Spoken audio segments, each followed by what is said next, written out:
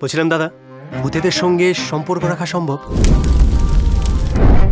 তুমি তো প্রেমের গল্প লিখতে। এটাও প্রেমের গল্প, একটু অন্যরকম। একটা এমন ছেলের গল্প যে একটা মেয়ের প্রেমে পড়েছে, যে মেয়েটা বেঁচে নেই, মারা গেছে।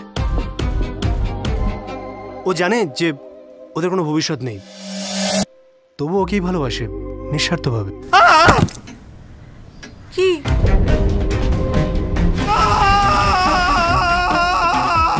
শাট আপ হয়ে গেছে? বলেছিলাম সারা জীবন পাশে থাকবো।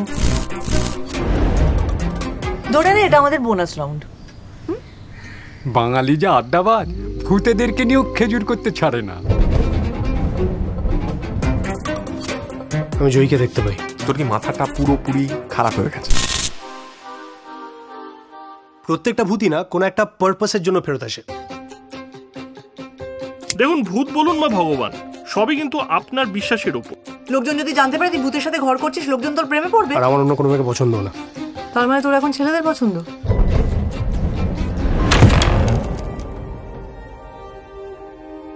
তুমি এরকম ভাবে নিজেকে কেন শাস্তি দিচ্ছ? আমার একটু সময় লাগবে। Trying to forget something? ভূতেরা আমাদের বিশ্বাস করে নাকি ওদের কাছে আমরাও ভূতের মতো? কারণ একটা চ্যাপ্টার শেষ না হলে নতুন আরেকটা শুরু করা যায় না। একমাত্র দুটো ক্ষেত্রেই মানুষ নিজের প্রিয়জনের ভূতকে দেখতে পায়। যে কোনো ক্রাইসিস হওয়ার ঠিক পরে, একটা খুব বড় বিপদ হওয়ার ঠিক আগে।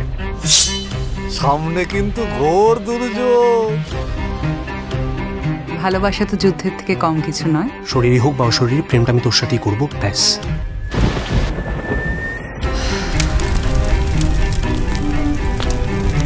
ভূত ভূত বলে কিন্তু খোটা দিবি না বলে দিলাম, মাথাটা কিন্তু গরম হচ্ছে।